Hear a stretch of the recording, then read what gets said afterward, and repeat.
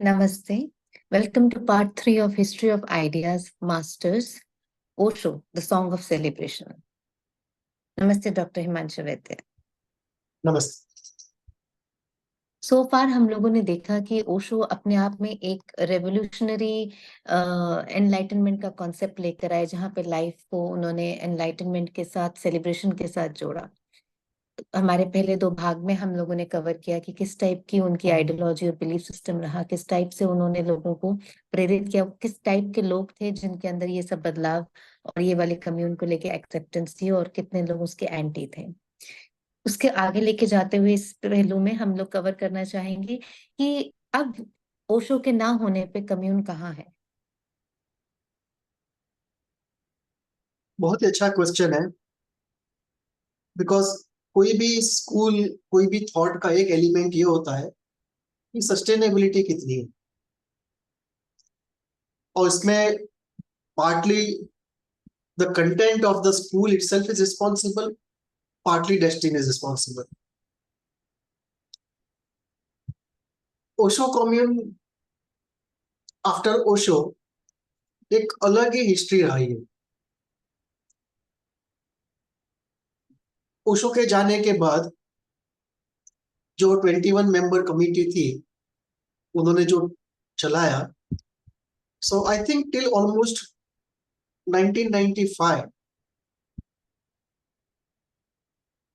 It was by and large fine. अंदर अंदर थोड़े डिस्प्यूट्स हुए होंगे, लेकिन ऐसा कोई बड़ा प्रॉब्लम नहीं था। 95 ऑनवर्ड्स एक लार्ज स्केल डिस्प्यूट जिसे कह सकते हैं वो आया, and then somebody tried to take copyright of Osho on behalf of some NGO or some company based in Geneva or something, और उसके ऊपर एक बहुत कंट्रोवर्सी हुई थी। कंट्रोवर्सी 2 थी। Number 1, can you get intellectual property right protection on spiritual content? Because generally traditionally कोई भी मास्टर स्पिरिचुअल कंटेंट जब छोड़ के जाता है तो it is believed to be the property of entire humanity. जैसे भगवत गीता पे कोई हम कॉपीराइट नहीं लेते, तो वैसे ही बात है। अब इसमें 2 है। एक एग्जांपल है प्राणिक हीलिंग का, कि प्राणिक हीलिंग के एरिया में भी जो प्राणिक हीलिंग बॉडी है, उन्होंने इंटेलेक्चुअल प्रॉपर्टी प्रोटेक्शन लिया हुआ है मास्टर चुआकोक्सवी के वर्क के ऊपर। और अब तो इतना स्ट्रिक्ट हो गए हैं कि if you are not a centre, they won't even allow you to put a picture of the master. So ये एक समथिंग, ये एक ऐसी चीज है जिसको लेजिस्लेट करने की जरूरत है, गवर्नमेंट को भी, यूनाइटेड नेशंस को भी, कि कुछ चीजों को एक प्रॉपर्टी ऑफ द कम्युनिटी कह के उनपे ये आईपीआर का वो नहीं होना चाहिए। और अगर फंडिंग की बात आती है बॉडीज को चलाने के लिए, तो कोई और तरीका फंडिंग का करना चाहिए, in lieu of making their property the property of everyone and everyone pays for it. There has to be a one time payment or maybe an annual payment. तो ये चीज यहीं पे भी आती है कि ओशो का जो ओशो के जो लेक्चर्स हैं, जो बुक्स हैं, जो मेडिटेशन टेक्निक्स है, और सबसे इंपॉर्टेंट चीज है meditation techniques. How can you take intellectual right protection on meditation techniques? So एक प्रॉब्लम वो हुआ ओशो के जाने के बाद कि some of those 21 people they tried to take, and I think they have taken also successfully, intellectual property rights protection of some kind on work of Osho, and then they started enforcing it. If you do it without paying royalty to them, if you use it publicly, you are liable to be prosecuted. तो ये पहला शुरू हुआ था वहां से।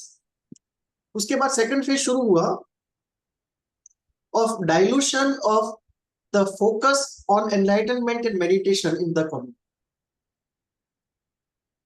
And that started turning the commune from an ashram to a resort. और कुछ टाइम के बाद तो ऐसी सिचुएशन आई कि उन्होंने ऑफिशियली उसका नाम रिजॉर्ट कर दिया। और by this time two things happened. One group of sincere sannyasis, they kept fighting those who were responsible for this dilution within the commune. And the second group of sannyasis, they went out of the commune to create their own centers.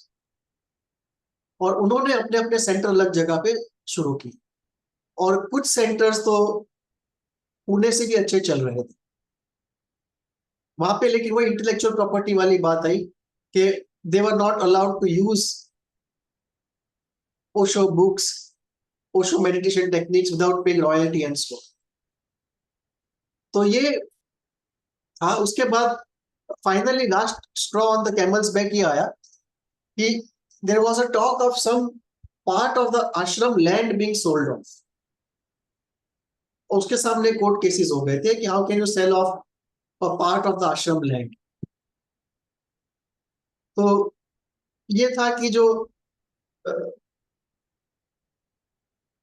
क्या कहते हैं उसको, disintegration था ashram, it was very rapid, the collapse was very rapid. कि one of the reasons was कि when you have a free for all, do what you like kind of situation, and you don't train people for ideals, this is the difficulty. कि जो master होता है उसके ideals तो बहुत पक्के होते हैं कि इन the middle of tornado of desires and changing thoughts, he can hold on to his ideals. और जब तक वो होता है दूसरों को भी एक डायरेक्शन मिलती है। तो उनके चले जाने के बाद वो जो tempest of desires, the tempest of ideas है, उसमें to find an anchor, to be conceptually clear about it and to hold it strong as a pole of ideals in the middle of that tempest, it's difficult. तो उस capacity के लोग थे नहीं, तो फिर वो हो गया कि it became free for all, and when free for all happens, तो impulse starts passing itself off as intuition. And once the reign of impulse starts, the fall of reason also starts. So ये हुआ है। एक जो चीज हुई है interesting, वो ये हुई है कि जिन लोगों ने बाहर अपने सेंटर क्रिएट किए, उसमें दो तरह के लोग थे। एक वो जो जेन्युइन सन्यासी थे, ओशो के साथ रहे थे, पुणे सेंटर में भी काफी टाइम तक रहे थे, जिन्होंने पूरा एब्जॉर्ब किया था ओशो का थिंकिंग, फिलोसॉफी, स्पिरिचुअलिटी, और उन्होंने आश्रम्स क्रिएट किए। कुछ लोगों ने अलग नाम पे भी किए, जैसे ओशो के भाई ने किए, उनके एक दूसरे मित्र ने किए। लेकिन जो दूसरे कैटेगरी के इंडिविजुअल्स थे जिन्होंने नए सेंटर शुरू किए थे, एक्चुअली वर जो कहते हैं नार्सिसिस्टिकली ड्रिवन। ये अनकॉन्शियसली उनको भी ओशो बनना था अपने छोटे से सेंटर में। So they were driven more by their narcissistic desires, और उन्होंने जो सेंटर बनाए, they became more like private spaces than public spaces. ये वो जो कहते थे वही होता था, उनका जो इंटरप्रिटेशन है ओशो का वही चलेगा, वो जो डूज एंड डोंट्स देंगे वही चलेंगे, जो कि ओशो की फिलोसॉफी के बिल्कुल विपरीत था। ओशो के अंदर तो freedom was value number 1, even higher than love, और यहाँ पे उल्टा हो गया कि you will do what I say. So ये एक सेकंड इंपॉर्टेंट इंटरेस्टिंग डेवलपमेंट हुआ। और अभी तो इट्स लाइक कि it's almost nearing a complete collapse, and it's screaming, crying for a rejuvenation. I personally feel it is time for someone to walk in and rejuvenate the whole place from scratch up. ऐसे लेकिन लोग उनको मिले नहीं है अब तक, जो एक ओशो का रिप्लेसमेंट कर सके। अगर कंप्लीट नहीं कर सके तो एटलीस्ट पार्शियली कर सके, लेकिन वो लोग भी उनको ऐसे मिले नहीं। So now what we see is very sorry state of affairs of otherwise a very promising place which was to create an alternative world. तो अभी अल्टरनेटिव वर्ल्ड बनाना तो बाजू में रह गया, वो खुद बने रहे, उसी की स्ट्रगल में लगे हुए। कि अब तो ऐसा है कि जो जो ऑर्डिनरी वर्ल्ड के सामने अल्टरनेटिव वर्ल्ड उनको बेटर बनाना था, अब तो ऑर्डिनरी वर्ल्ड उनको बचाने में लगा। तो ये उनकी सिचुएशन है। तो जब हम बार बार बात करते हैं कि ओशो ने कोई स्टेजेस और पाथ नहीं दिया, उन्होंने टेक्निक्स दी थी, तो किस टाइप की टेक्निक्स की हम बात करते हैं? क्या वो ऐसी टेक्निक्स हैं जो मिले जुले कल्चर्स में से निकाल के उन्होंने क्रिएट की थी, या ऑलरेडी एग्जिस्टिंग को उन्होंने एक अलग डायनेमिक फॉर्म में लेकर आए? क्या है वो टेक्निक्स उनकी? It's a very good question. दोनों है। कुछ टेक्निक्स ओरिजिनली ओशो ने जनरेट की थी, इन्वेंट की थी, और कुछ टेक्निक्स मॉडिफिकेशन है एग्जिस्टिंग टेक्निक्स का। जैसे सोलर प्लेक्सस के ऊपर फोकस करके जोर से हु कहना, ये एक एंशिएंट टेक्निक है, उसका उन्होंने मॉडिफिकेशन किया। फिर एक बहुत ही पुराना सूफी डांस है, सूफी कथी कहना चाहिए, वो डरविश डांस है, और उस डांस के बेस पे उन्होंने वो नो डायमेंशन मेडिटेशन क्रिएट किया। एक पुराना सूफी टेक्निक है जिब्रिश का, कि आप उस भाषा में बात करो जो आपको आती नहीं है, और आप कुछ भी बोलो उसके अंदर, और जल्दी जल्दी बोलो और बोलते रहो 10 मिनट तक non stop, which means you are actually creating meaningless sounds. So उस टेक्निक को उन्होंने मॉडिफाई करके एक मेडिटेशन बनाया था जिब्रिश। फिर उन्होंने इंसाइट्स लिए थे विल्हेम राइक से, फ्रॉइड से, और उनके आधार पे उन्होंने काफी सारे मेडिटेशंस क्रिएट किए थे। फिर उन्होंने हेल्प ली थी योगिक साइंसेस की, तांत्रिक साइंसेस की। चक्र का जो पूरा कंसेप्चुअलाइजेशन होता, लाइफ एनर्जी का कंसेप्चुअलाइजेशन होता, और उसके आधार पे कुछ मेडिटेशंस क्रिएट किए। So you will see both the techniques, but एक चीज उनकी थी कि it has to be as juicy as possible. तो वो थे, और most of the meditations he created were group meditations,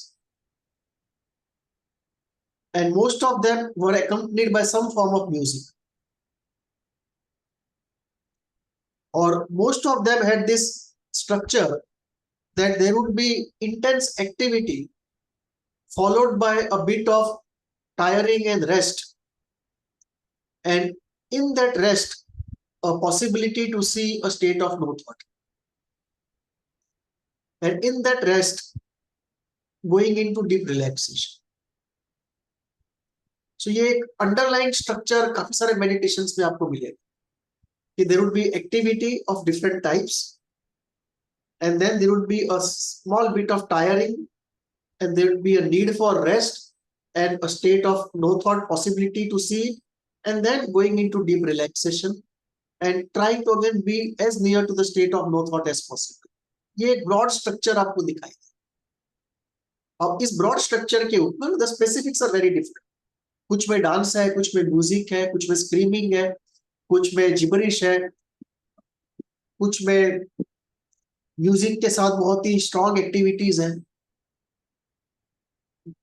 कुछ में स्क्रीमिंग आउट इमोशंस हैं। So we see a variety of it. और अगर बुक्स में अगर आप देखें तो some of his books are really good. One एक था मेरे को बहुत पॉपुलर था उस टाइम पे, जिप जैन जैन ऐसा कुछ नाम था, जिप जैन जैन ऐसा कुछ नाम था एक। Okay. फिर विज्ञान भैरव तंत्र के ऊपर था, लाओ त्जू के ऊपर था, और जापजी के ऊपर था। These were, और भगवत गीता के ऊपर, of course these were very popular of his work. One of the important elements was he always used to remember Gurdjieff. You will see him mentioning Gurdjieff quite often. Because in a I was way, about to ask. yeah, because in a way, he was as creative as Gurdjieff in creating the meditation techniques.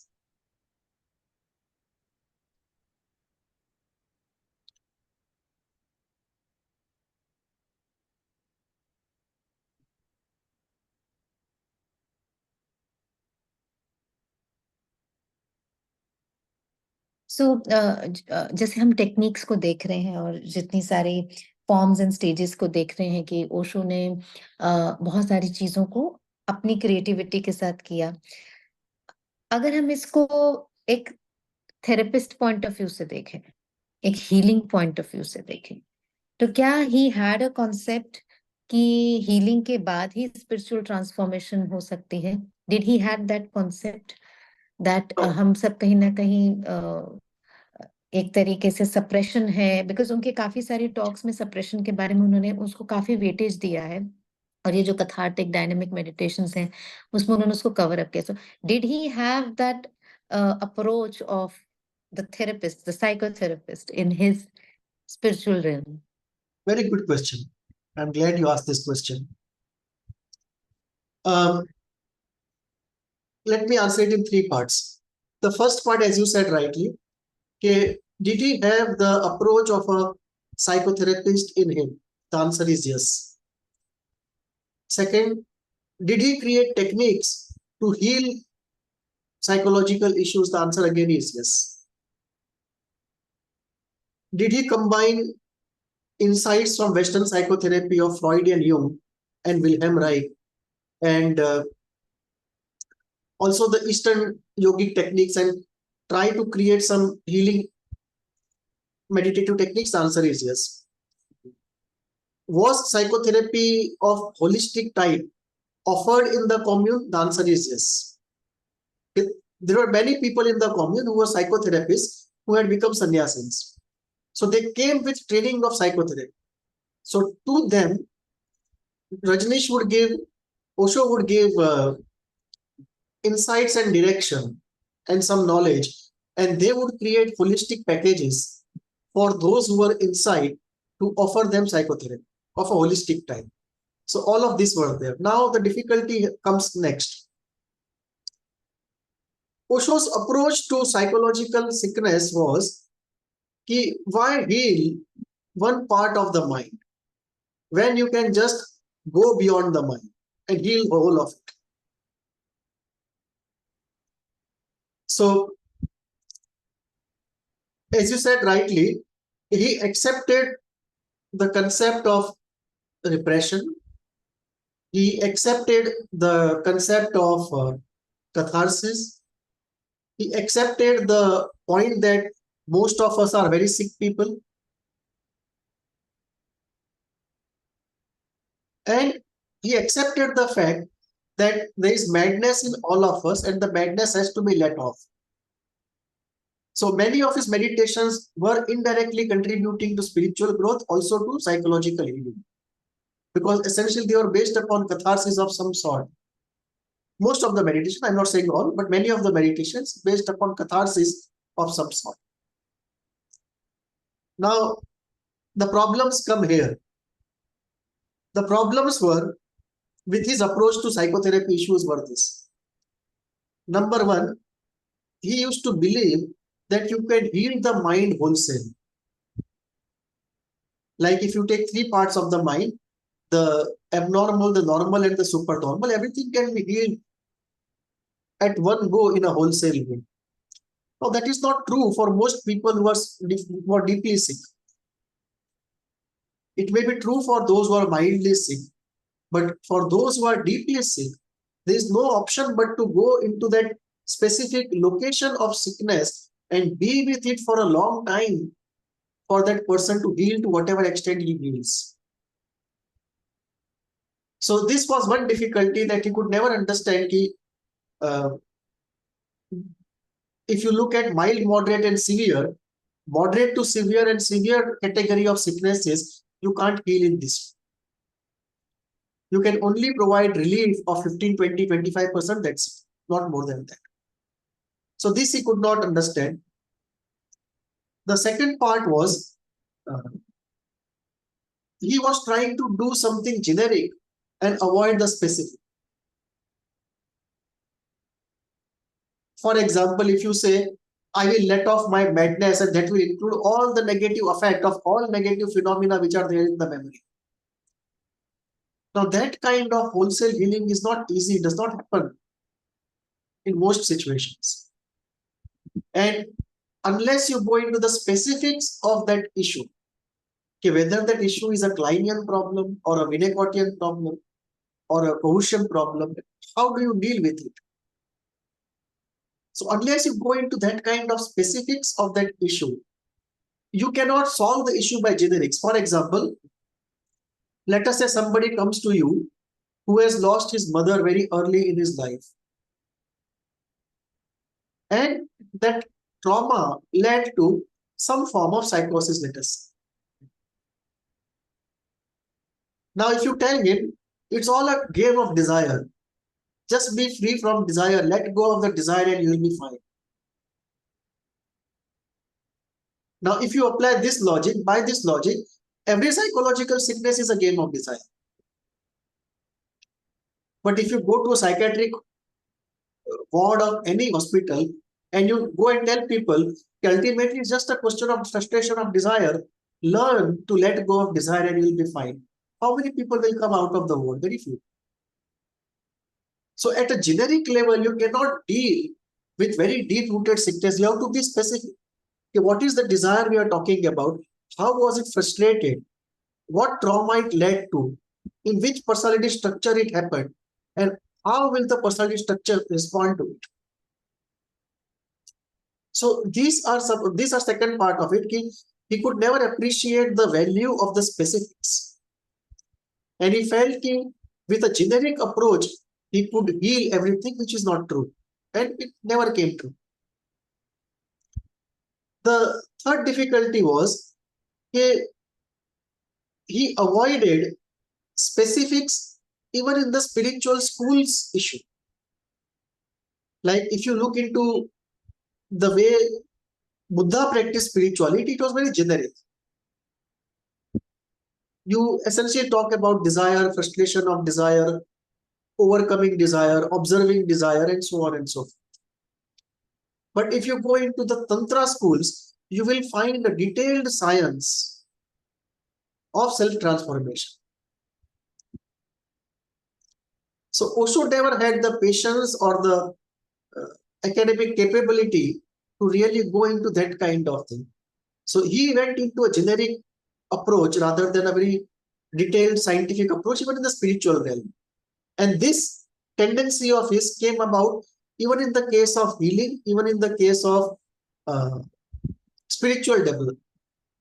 So this is how he looked at it, that he was, one last point, he was not uninformed on Western psychotherapy area. He had read quite some part of Freud and Jung, but it was partial reading and it was partial understanding. And he had never practiced as a psychotherapist, so it becomes a very different situation altogether. So his knowledge actually was half. And that comes out in the way he speaks about people. Not that those people are perfect, far from it. We ourselves criticize them, but the criticism that we have are not the criticisms he put forward. So he had this difficulty, which I think most spiritual masters in India have. Either ignorance of mental health area or half knowledge of it, a generic approach, trying to solve everything wholesale. It works, as I said, for mild cases, not for severe cases. In fact, I know of many people who have been in the Osho commune for not years, but decades, with their bipolar, with their borderline. Nothing has really moved. They have got relief, no doubt about it. They have got relief. The improvement is 20-25%, that's it, and it stops there. Does not really shake the core. Probably the concepts of collective consciousness, he with his cult and commune, he tried to create that space for people जहाँ पे आपकी सारे desires accepted हैं, आपकी super ego suspended है in the air, omnipotence एक इंसान के ऊपर है और वो आपको हर तरीके से परमिशन देता है सब कुछ एक्सप्लोर करने की और उसको अचीव करने की, which could have led to a next level of mania in people, leading to a next level of pagalpan towards him because uh, many of his followers had actually stepped into that zone of extreme omnipotent projection towards him. सो ये सारे concepts को अगर हम साइकोएनालिटिकली देखें तो क्या technically masses को target करने के लिए ये तो इस चीज का फायदा उठाना हुआ कि this is how minds would be happy and satisfied and would be attracted it's he is like a commune therapist for everyone that this is my world, in my world everyone is accepted the way they are, we do not hold anything for anyone, there are no judgments, there are no biases and सबकी desires की अपनी एक significance है. So is it exploitation of this fundamental concept of human mind in this application which we see as a Osho commune? Um, exploitation will be a harsh word because I Mm-mm. don't think he had intentions of that time. Mm-mm. The it was a mistake of half knowledge rather than a mistake of intention. Okay. Solution to that would be this. Just say कि you can look at mind in three parts: the abnormal, the normal, and the supernormal. And for Mm. the normal part, let us go for therapy, holistic therapy, and let us use the knowledge of therapy for that purpose. And for the development of the normal and the supernormal part, we look at the spiritual tools. If you do this, I think much of the problem is the moment you say goodbye to the entire knowledge of psychotherapy and you put omnipotence into a generic approach of spirituality, then the trouble starts. So the solution is simple. It is not undoable. It is just that he did not have that kind of understanding and that kind of humility because he had his own narcissistic part of the personality, his own omnipotent part of the personality, which was untransformed. And this also brings us to a second very important issue, that the experience of enlightenment, as he terms it, does not necessarily transform all your chakras. It is possible to have untransformed part of the personality and yet experiences. And therefore, Sri Aurobindo used to say, and many people in Tantra also say, that until all the chakras are completely transformed, the transformation is actually not complete. And till then, the human being is exactly like any other human. Okay. It is just that he had a few rare experiences and a partial transformation. So he may be good among human beings, but he is not free from the evil of humanity. In some proportion, it would be there. So the difficulty then is unless some sort of ideal is brought along with the experience of enlightenment, if the experience of enlightenment is kept free from all ideals on a standalone basis, then difficult combinations can emerge. So एक element ये भी था कि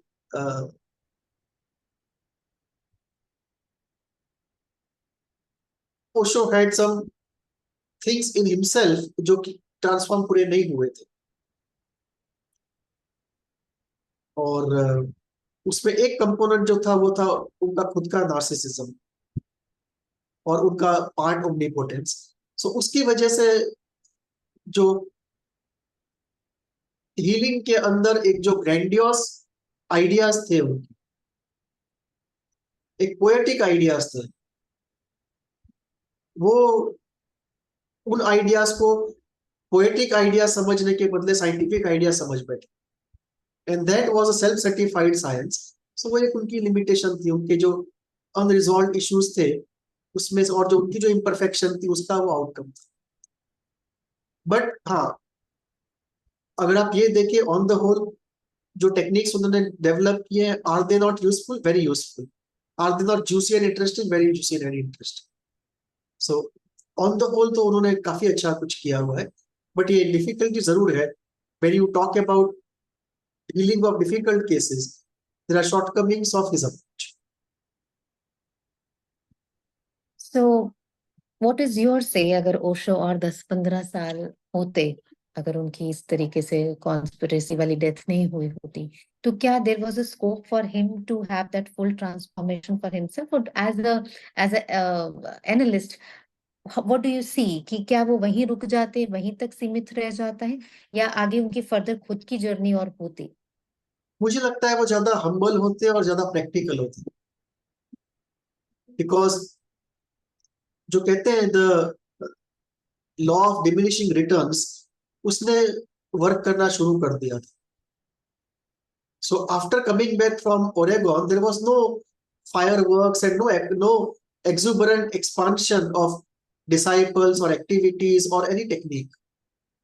So he was, उनकी health भी अच्छी नहीं थी, हेल्थ भी थी, एज भी थी, वो भी डिक्लाइनिंग फेज में थी. लेकिन अगर वो हेल्थ अच्छी होती और लंबे समय तक रहते, तो ही वुड हैव रियलाइज्ड कि वो जो अप्रोच से जा रहे हैं उसकी कितनी सीवियर लिमिटेशंस है. और एक पॉसिबिलिटी थी कि जो प्रैग्मेटिक और स्पेसिफिक साइंस ओरिएंटेड जो ट्रेडिशनल हमारे अप्रोचेज है, जैसे तंत्र है या योग है, तो इनकी तरफ उनकी ज्यादा रिस्पेक्ट होती.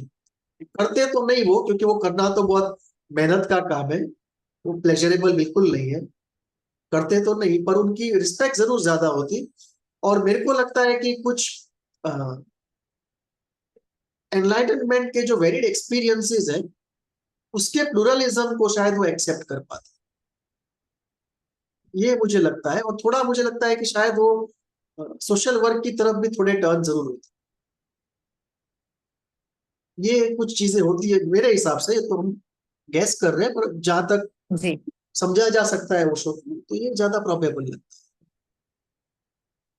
बहुत ही दिलचस्प रहा आज का ये episode on Osho. We have already conversed and we have more to share. I'm sure you have a lot of questions, dear viewers. If you have them, please do send them across. See you all again. Thank you once again. Namaskar. है. नमस्ते.